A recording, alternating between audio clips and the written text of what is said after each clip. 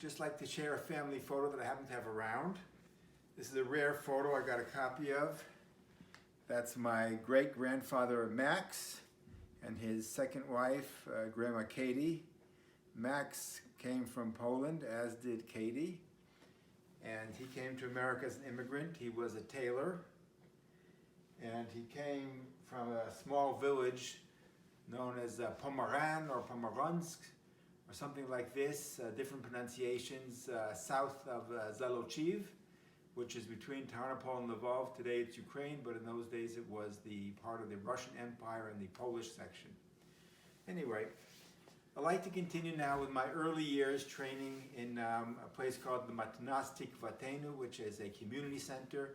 We had our little dojo over there, which eventually grew, Itay Gil.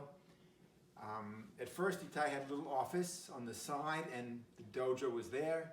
And I remember one day, Itay decided to tear down the wall and expand and make it a greater dojo. So I said, Itay, you're giving up your office. Like, how can you give up your office? This is your throne, your office. He said, I don't need the office. I prefer we have more space for training. So I said, but what if you want to reprimand somebody and say, come into my office now? He said, I don't need the office. I'll say, come on the mat now. And Itay was like that. In those days, we had wonderful training, and it was complete no-nonsense. We didn't even have a name of the style. What was it called? We didn't call it Krav Maga in those days. It was called survival, hisardut of some sort, freestyle kickboxing. The word Krav Maga was not even known to me. The name Imi Lichtenfeld I never heard of at that point. It was only many years later that I heard the name when I came to America. Nobody ever mentioned the name Imi Lichtenfeld. None of us knew who he was. It was irrelevant. We trained, and we trained hard.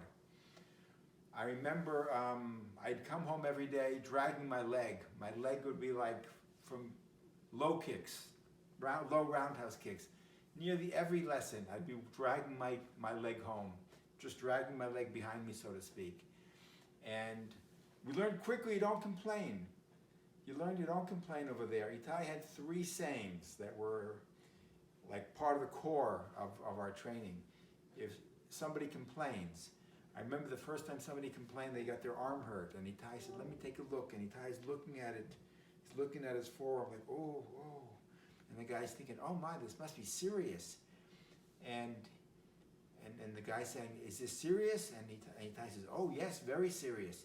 Yesh li chaver shemet mizeh. I have a friend who died of this. Get back to training, you loser. Stop wasting my time with a little scratch on your arm. What's wrong with you?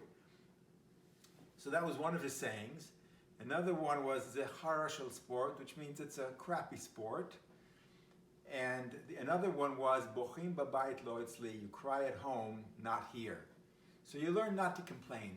There's no point to complain. We all go through troubles in life. But the main one that I remember all of them, was lo kara shum davar. Nothing happened. And what did I learn from this? To minimize, in the eye of the person, the damage that was done. Itay is a soldier, a medic, a frontline soldier, and he's seen more than he cares to talk about in terms of death and violence. And I came to understand that no matter what happened, no matter what injury it was, lo kara shum davar. Nothing happened. It's no big deal.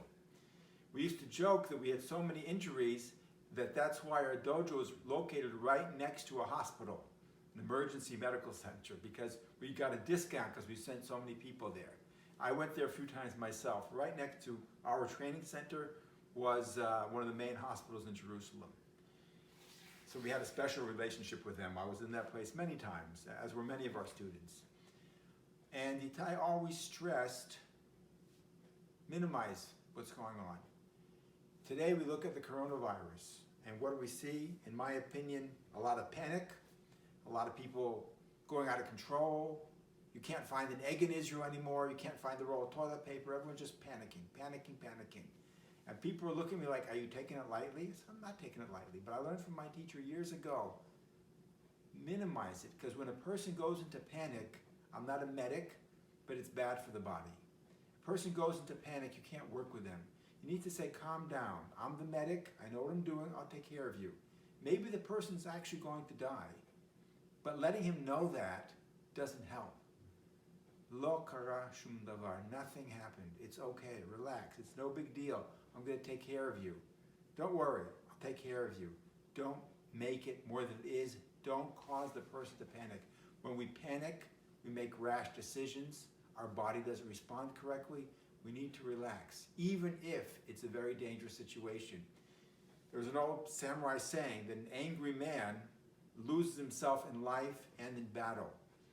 We have to remain calm and not panic in face of every situation. And we always say, these are lessons not just for karate or for martial arts, as Mr. Miyagi would say in the film. Very wise sayings, whoever wrote them.